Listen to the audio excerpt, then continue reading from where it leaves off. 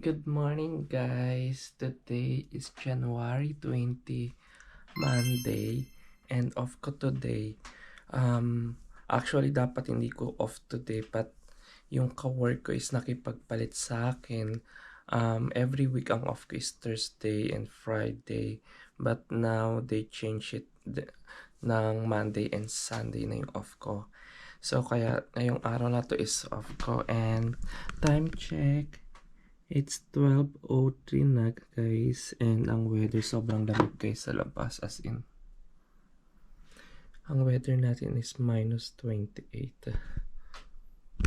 Sobrang lamig niya guys. Kaya guys, samahan niyo ako for today.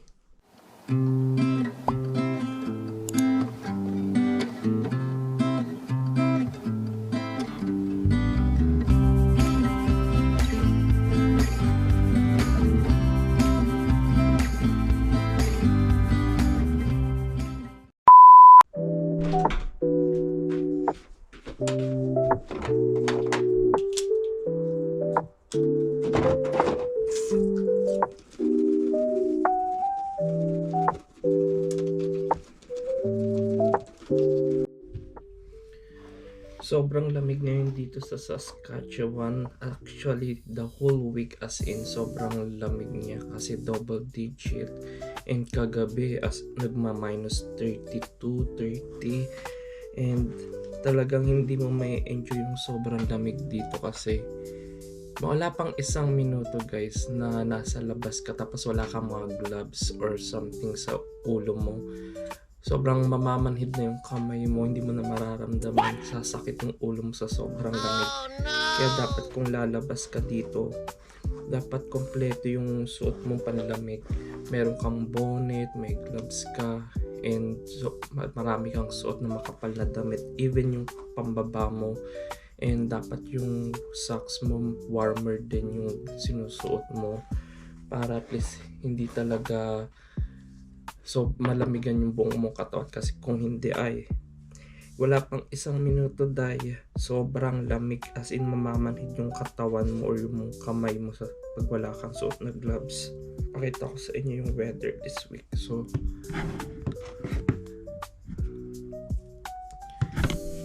ayan guys, so today is Monday. Mga susunod na araw, wait lang, mga susunod na araw guys, double digit. So sobrang lamig the whole week ang ganap dito sa Saskatchewan. But anyway guys, so mag-start na ako. Bago ako mag-prepare ng aking breakfast, papasensya nyo na yung voice ko kasi kagigising ko lang. Magsasalang muna ako ng labahin ko para umaandar na siya habang nag-aayos ako ng aking breakfast.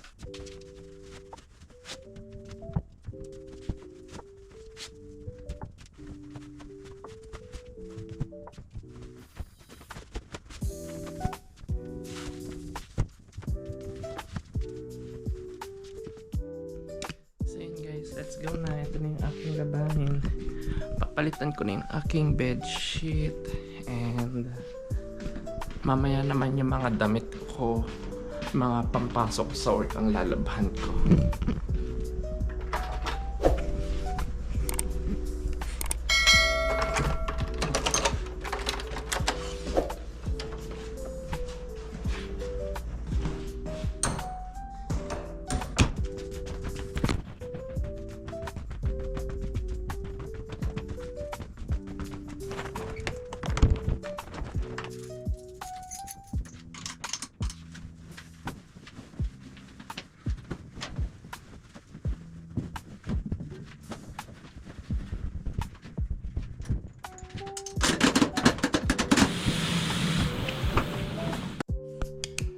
So mag-prepare na ako ng brunch guys. So naisipan ko spam na lang ako kasi may spam ako dito. Ayan guys, ang aking pantry. So mag-spam na lang ako, tapos fried egg for my brunch.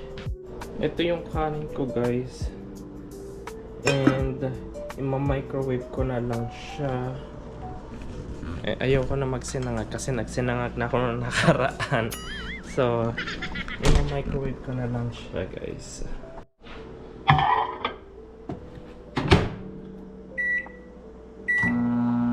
And i-prepare ko na to aking spam.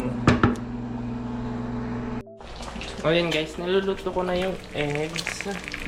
2 eggs yung niluto ko. Actually, malakas ako sa eggs. Everyday yata nakakadalawang egg ako. And ito na yung spam ko. After ko lutuin yung itong eggs, spam naman yung lulutuin ko. And ito na yung kanin ko. Mainit na siya. Initin ko na lang ulit mamaya pag medyo lumamig. Kasi kahit na naka-heater ako guys, medyo malamig pa rin kasi nga ang weather sa labas is -30. Pero maaraw siya guys eh. Yan, itong balcony ko puno pa rin ng ice. Hindi ko na sinashovel. Hayaan ko na lang siyang matunaw. Kasi matutunaw din naman yan for sure. Ayan na guys. Ayan na guys yung spam na niluluto ko. Ayan, nagpe-prepare na rin ako ng aking hot chocolate. And this is my favorite na spam din kasi tocino flavored siya. Natuwa nga ako nung nakita ko siya. Tocino flavored and masarap talaga siya. Ito siya guys, wait. Nakita niyo ba? Ayan, tocino flavored. So, yan yung lagi kong binibiling spam guys pag nag-grocery ako. And ayan na, ready na yung aking hot chocolate.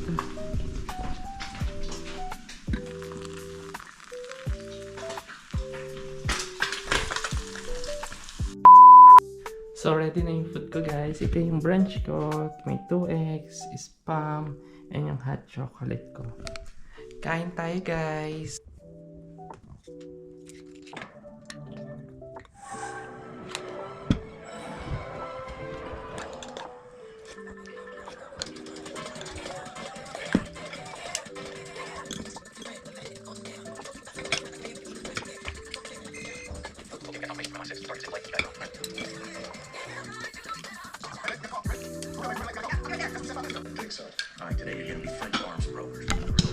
I'm watching Back in Action guys sa Netflix.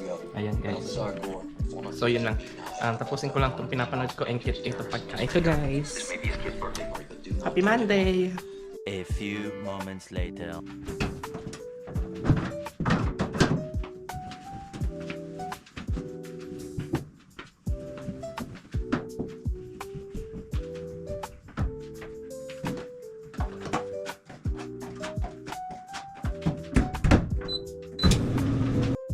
Guys, tapos na ako kumain and nahugasan ko na rin yung aking kinainan. And ngayon guys, magsasalang ulit ako ng labahin ko. Hindi pa tapos yung nasa dryer ko. So ayan yung sasalang ko naman guys. Yung mga damit ko, yung mga uniform sa work. And ito, kumuha na rin ako ng 150. So, kada laba 150. Buti na lang yung dryer wala nang bayad kasi dati may bayad din siyang 150. So, kada laba mo $3 yung babayaran mo sa washer and dryer. But nung nasira yung dryer, pinalitan nila yung dryer and hindi na siya coin operated. So, at least kahit papano nakalibre tayo sa dryer and yung washer na lang yung binabayaran natin na 150. So, yun guys. Punta muna ako sa baba and para isa lang tong aking panibagong labahin. And buti na lang wala masyadong naglalaba. I think ako lang yung naglalaba ngayong araw na to.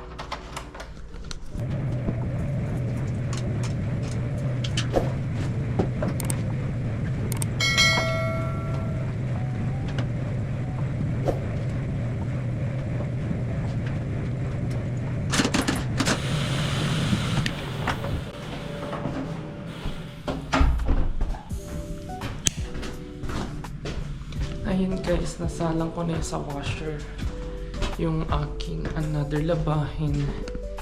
And yung nasa dryer naman is 15 minutes left na lang. And hindi ko na rin pala binubukod yung puti and yung decolor kasi mostly naman sa mga damit ko is decolor. And hindi naman siya laging hindi naman siya sobrang baho kasi hindi man ako pinagpapawisan dito sa sobrang lamig, as in never.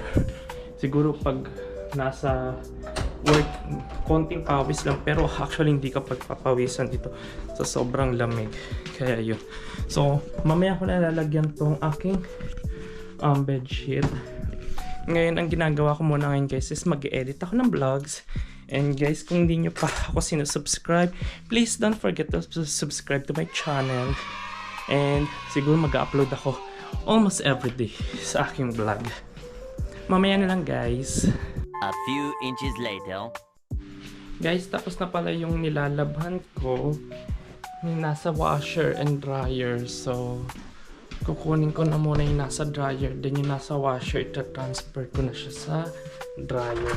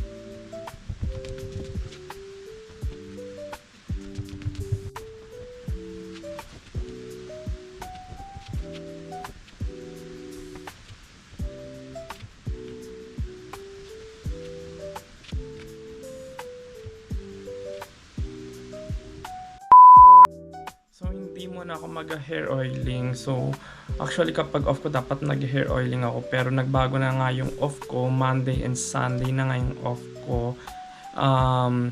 Dati ang off ko is Thursday, Friday. So, may routine ako dun. So, kapag nababago yung routine ko, nag-a-adjust na naman ako sa schedule ko. Pero ang maganda naman dito sa bago kong workplace guys, fix na yung schedule namin. Once na binigyan ka na ng ganitong schedule, fix na yan. Yan na yung schedule mo every week unless nag-request ka na lang or unless may magpapalit sa'yo na schedule. Which is maganda kasi naka-fix schedule ka na and naka-fix yung off mo na. And a little backstory guys, by the way, I'm Jean. I'm an overseas Filipino worker po dito sa Canada.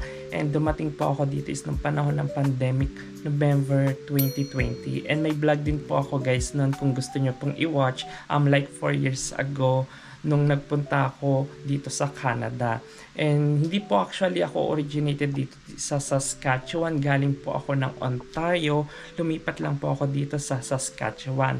So sa mga nagtatanong or curious po bakit lumipat po ako ng Ontario papunta rito sa Saskatchewan. Kasi po mahirap po makakuha ng permanent residence sa Ontario. Hindi lang po kami mga temporary foreign worker, even po yung mga international students nahihirapan din po kunin ang PR sa Ontario. Kahit din po yung mga kawork ko sa teams sa Ontario, nagsisilipitan din po sila ng ibang province kasi nga po mahirap po. Marami pong ibang province na madali makuha yung ang PR or yung permanent residence, and I'm thankful na lang din po ako dahil nakalipat po ako dito sa Saskatchewan. Nakakuha po ako ng provincial nominee program, which is madali lang po yun para makakuha ka ng PR lalo na sa mga ganitong klaseng probinsya. I know nagtatanong kayo bakit umabot ng ganong katagal na 4 years hindi pa rin po ako na PPR. Nung panahon ng 2021 po, nagkaroon ng draw na 71 points na sobrang dami pong na-qualified for PR application, but under CEC po siya or Canadian Experience class. So hindi pa po ako qualified doon kasi hindi pa po ako 1 year. So ang mga qualified lang po doon is yung mga meron ng 1 year experience. So sayang nga po yung kung siguro mas matagal pa ako dumating dito is siguro mako-qualified ako doon sa sa 71 points. Meron po kasing in-earn na points for express entry para po ma-invite ka to apply for PR or permanent residence. Then nag-apply na lang po ako ng PR ko nung panahon ng 2022 na na ako noon 1 year and 6 months sa work. So nung nag-apply na po ako ng PR noon, doon naman po parang yung scoring po sa CRS sobrang taas po. Mahirap ma-achieve yung points. So tinatanong ko naman po yung consultant ko paano. So intay-intay lang po kami hanggang sa bumaba yung score. Pero ang mostly score po is nasa 500 plus, but yung score po ng CRS ko is nasa 400 plus po. So kasi ng mga dati po, as in ang score pa lang nun is mga 300, 400. So ako naman po is parang kampante naman na parang siguro makukuha ko naman yung PR ko sa Ontario, kasi yung mga draw nun, as in yung mga draw talaga ng mga dati is nasa 300, 400. Pero nung pumasok ng 2022, 2023, puro 500 po yung score niya, and under express entry po ako nun. Pero yun nga, sobrang tagal po. Inas ko naman yung consultant kung ano yung gagawin, and sinabi niya nga wait na lang kami and mag-retake nga po ako ng IELTS. Yung IELTS ko naman po, it's not that bad. But the thing is, parang kung magre-retake din ako ng IELTS and konting points lang din naman yung idadagdag sa score ko, parang useless lang din po. So parang nag-decide na ako maghanap ng other province na magpro-provide sa akin for PNP, kasi once na nagkaroon ka po ng provincial nominee, may 600 points ka na po sa CRS score. So depende pa rin po kasi yan pag sa mga scoring. Pero pag PNP, I think no need na for mga ganyang scoring, kasi nga for sure once na nagkaroon ka na ng provincial nominee program, pasok ka na for PR, unless may mga something nakita lang documents na mali sa'yo. But anyway po, yun nga po, tama, naging so happy na, thankful na rin ako kay Sir Alex and na tumulong sa akin dito para makalipat, kasi nga po nakakuha ko ng PNP sa Tim Hortons na pinapasukan ko po dito. And yun po, wait na lang po ako, and hopefully sana this year makuha ko na po yung PR, kasi sobrang tagal. Medyo alam niyo yun guys, nakakapanghina, nakakalungkot, nakaka-stress, na halos nag-iisip ka ano na mangyayari sa career mo dito, ano mangyayari sa takbo ng buhay mo rito. Lalo na po ngayon sa this year 2025 is sobrang daming pagpabago sa rules ng immigration.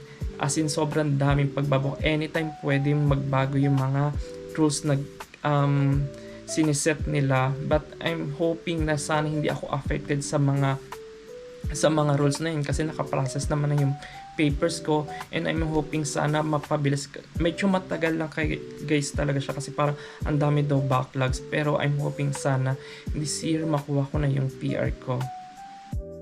Minsan nakakalungkot lang na parang dumadating ka sa punto na parang anong ginawa ko sa 4 years na yun, bakit hindi ko na-achieve yung dapat kong i-achieve dito, which is yung permanent residence. Pero I think may tamang panahon na ibibigay sa akin si God para ibigay sa akin yung bagay na yun. And ayokong madaliin din, kasi alam mo yun, kung para sa akin. Pero dapat may gawin ka rin para sa sarili mo, para mag-work yung pinaplano mo. And sa mga kasamaan kung nag-a-apply na ng kanilang PR, kapit lang guys, ibibigay din sa atin ni God yan sa tamang panahon. Huwag mawala ng pag-asa, and huwag nyo masyadong stressin yung sarili nyo. Enjoy nyo lang yung buhay nyo dito sa Canada, and darating din sa atin para makuha natin yung ating ang ating permanent residence. And sa mga taong mag-a-apply pa lang ng kanilang PR, huwag kayong panghinaan ng loob guys. Alam lang natin maraming pagbabago ngayon sa immigration, dahil alam natin magkakaroon ng election. But guys, let's pray na mabago ang lahat at mas mapabilis ang papers natin dito sa Canada. Laban lang guys, adja. One eternity later. And guys, kung bago lang kayo sa YouTube channel ko, don't forget to subscribe para ma-notify kayo sa mga bago kong upload na video. And I think magkakaroon ako ng almost everyday vlog, and ipapakita ko sa inyo ang aking ginagawa everyday who's living alone as a temporary foreign worker here in Canada. Tapos na guys yung nilalaban ko. And natupi ko na rin siya. Ayan guys. And ito yung aking mga uniform. I-hanger ko lang siya guys. Ayun guys, finally tapos na ako maglaba. And magtutuloy lang ulit ako mag-edit ng aking videos. Then mamaya gagawa na ako ng aking dinner. So guys, magluluto ako ng dinner na. And naisipan ko magluto na lang ako ng creamy beef and mushroom. And I think this is my first time gawin siya. Hindi ko alam kung naluto na ba siya before. Pero ayan guys, meron na ako ditong beef. And ilalabas ko lang ibang ingredients. Bumili rin ako ng nitong cream of mushroom. Hindi ko alam kung masarap to guys ha.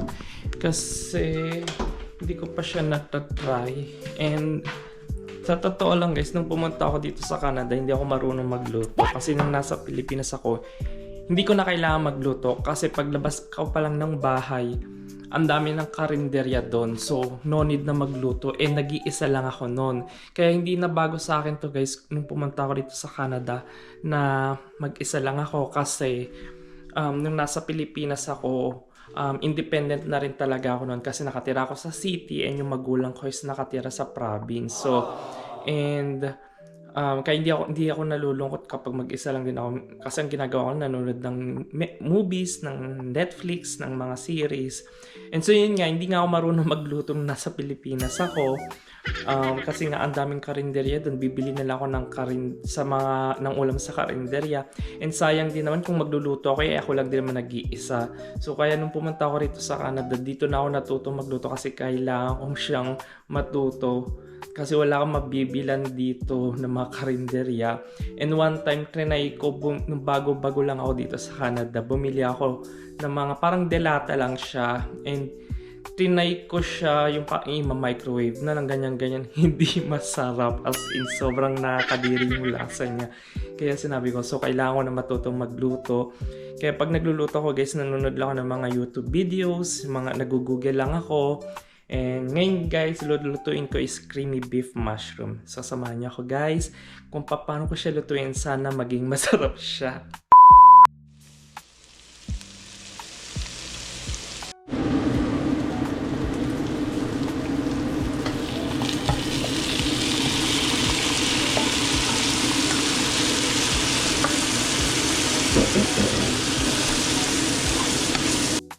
Ayun guys, nilagyan ko na siya ng tubig. Then, palalambutin ko lang siya siguro mga 45 minutes. Then, after 45 minutes, doon ko nilalagay yung mushroom and yung cream of mushroom. Guys, nilagay ko na yung cream of mushroom at saka yung mushroom. Ayun siya guys. And, mamaya titimplahan ko na siya. And, sana masarap to. Kung hindi, well, wala akong magagawa. Kakainin ko pa rin. Ayoko magtapa ng pagkain. Pero for sure, remedyohan natin to. Hindi ko kasi alam kung masarap yung cream of mushroom. Pero gawa na lang natin ng parang. And yung mushroom, ganito pala siya. Hindi siya yung parang yung cut. Hindi ko alam anong tawag doon. Ayan oh. Pero okay na rin yan. At least mushroom pa rin yan. Makakain pa rin. So medyo malambot naman na yung beef. So titimplahan ko na lang para at least okay yung lasa niya. So yun guys, wait na lang natin mamaya. So yun guys, tapos na yung niluluto ko and niremedyohan ko na lang talaga siya guys kasi para may ibang lasa yung yung cream of mushroom or hindi ko alam kung yung mismong mushroom. So ayun na guys siya. Niremedyohan ko na lang siya ng sugar, salt, pepper para umano lang yung timplan o yung lasa na gusto ko. Yun lang guys. And chinek ko rin din tong can. Hindi naman siya expired. 2026 pa naman. So, ewan ko bakit. Pero okay na siya guys. Makakain naman siya. And good na siya for my dinner. And that's it for today's guys. Ito lang yung ganap ko for the whole day na off ko sa work. And please don't forget to subscribe para ma-notify kayo sa aking next vlog. Thank you guys. Bye!